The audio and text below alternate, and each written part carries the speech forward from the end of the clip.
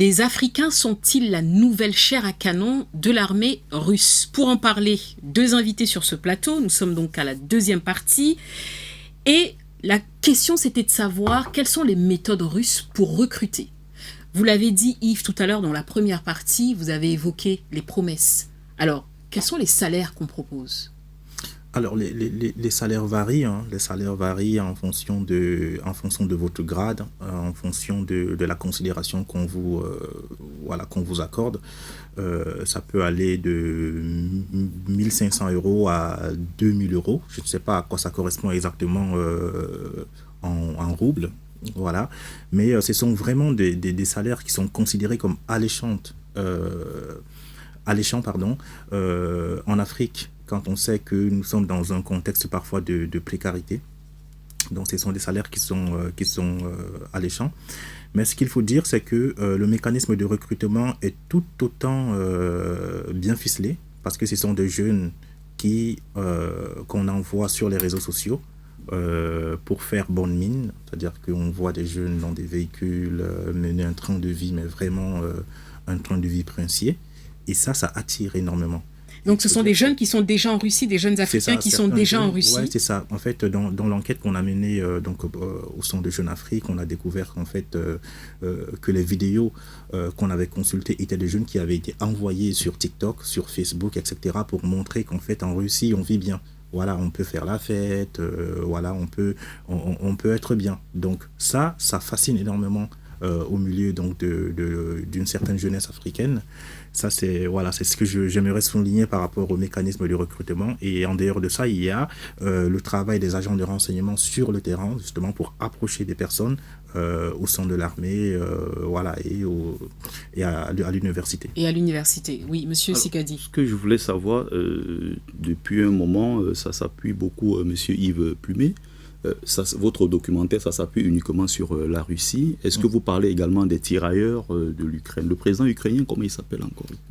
Zelensky. Est-ce que vous avez un documentaire qui porte sur les tirailleurs de... Non, mais ça, c'est pas le sujet. Justement, et je tiens vraiment à vous répondre au moment où on a commencé cette enquête-là. Parce qu'on peut penser que c'est un acharnement contre Poutine. Oui. Non, mais on a parce qu'il y a aussi beaucoup d'Africains qui se font recruter par l'Ukraine aussi. Oui. Si on parle que de la Russie, on parle pas de l'Ukraine. En fait, dans cette première partie, la question, c'était de savoir quelles sont les méthodes de recrutement. On allait arriver aussi sur la partie de l'Ukraine, parce qu'effectivement, il y a des jeunes femmes qui sont recrutées et qui travaillent aussi en Ukraine. Ça, on le sait. Mais effectivement, je vous laisse répondre. Vous avez travaillé aussi là-dessus. Dans l'enquête de Mathieu Olivier, on avait révélé que bien évidemment il y avait des jeunes filles qui étaient recrutées dans la fabrication des drones. Voilà, donc ça ce sont aussi des réalités.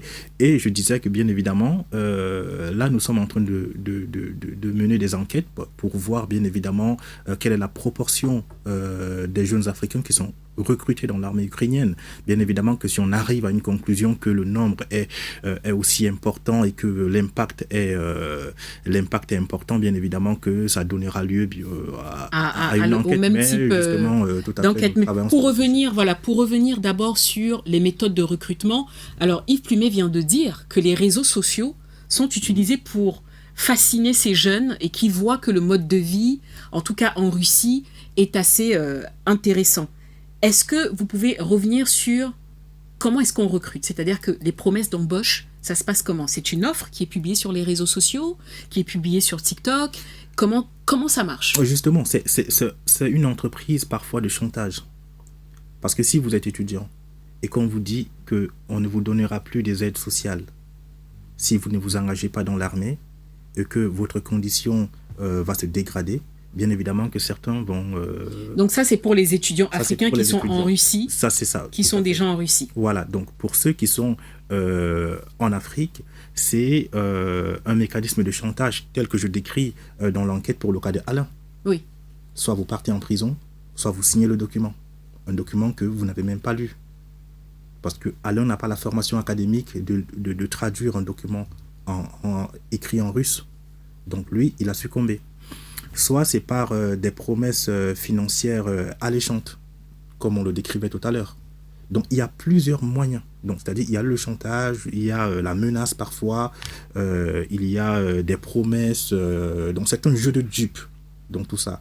Donc, il y a des gens qui entrent, et il y a des gens, bien évidemment, qui sont entrés, mais vraiment à cœur joie. Mais comme disait M. Sikadi, c'est-à-dire que qui voit plutôt une vraie opportunité. Tout à fait. Et il y a des jeunes, en fait, Richard, dont on parle dans l'enquête, il est toujours dans l'armée. Il est toujours dans l'armée, il continue de faire la fête, etc. Il a augmenté, il est monté en grade. Voilà. La question est de savoir, est-ce qu'on ne se sert pas de ce Richard comme étant, comment on appelle ça, l'appât, justement pour aller pêcher les jeunes Africains. Donc il y a certains qui entrent vraiment, et j'ai rencontré au cours de cette enquête-là des personnes qui m'ont dit qu'ils sont entrés en toute connaissance de cause.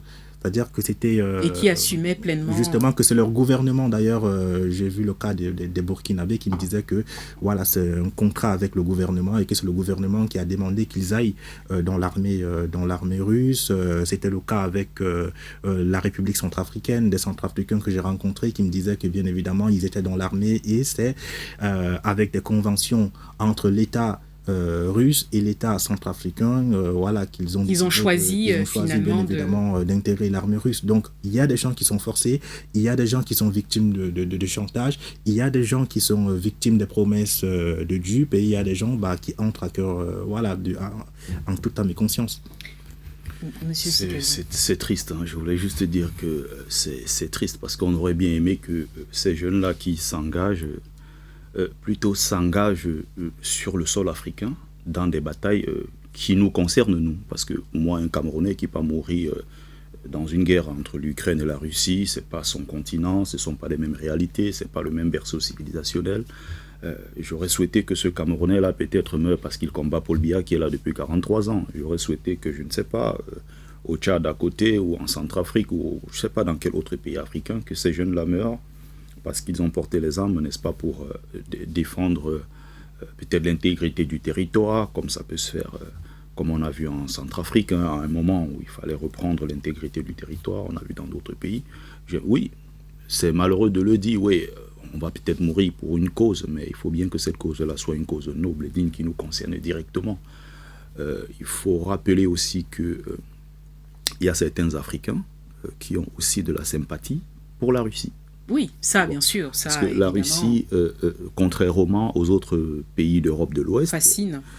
La Russie, c'est l'un des pays qui a défendu l'Afrique à l'ONU.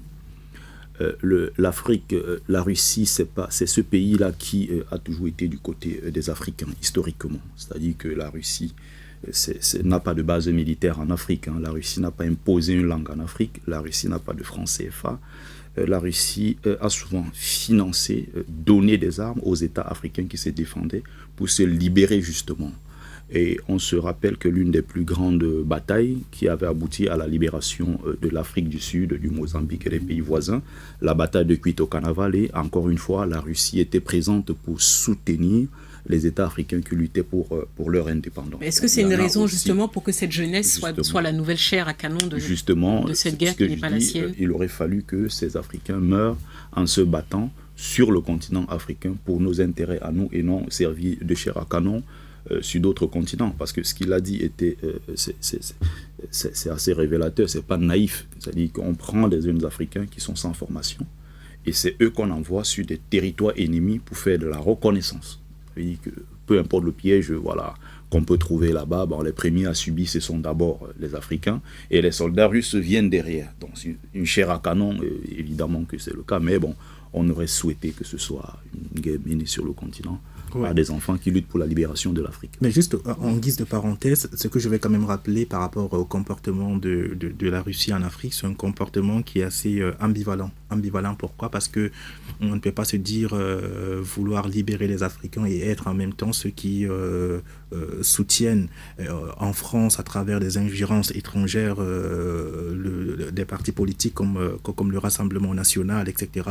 et qui en Afrique, bien évidemment, ont déployé des bases militaires. Je suis désolé de vous contredire en ces termes-là, monsieur Sikati, c'est que aujourd'hui il y a l'Africa Corps qui est quand même l'héritage héritiers de Wagner, c'est-à-dire qui sont des sociétés paramilitaires qui opèrent en Afrique et qui, bien évidemment, sont accusés, notamment, on a le cas du massacre de Bounty, où, bien évidemment, la société paramilitaire russe est vraiment mise en cause dans des pogroms, dans des crimes des crimes de guerre. Donc, il y a Africa Korps, il y a Wagner aujourd'hui, voilà, qui est l'ancêtre d'Africa Korps, dont on a ce passif-là. On a aujourd'hui, vous voyez, il y a tellement de cas, on ne peut pas dire que la Russie est tout blanc de neige que les Européens. Les autres, bien sûr. Voilà, donc...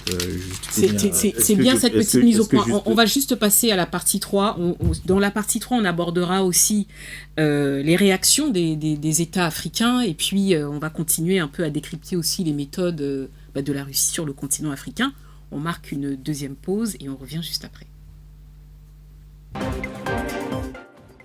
NCA, désormais sur Free.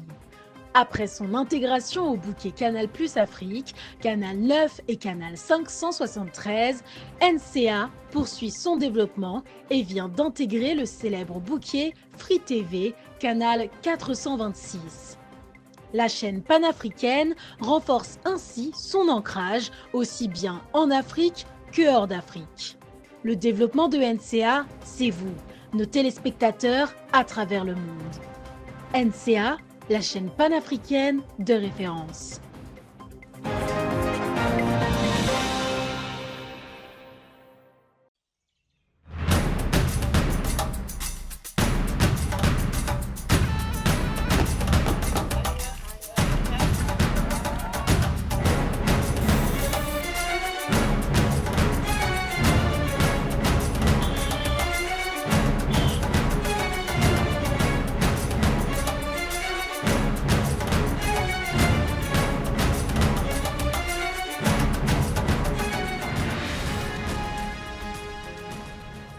NCA, la nouvelle chaîne africaine. NCA, the new African channel.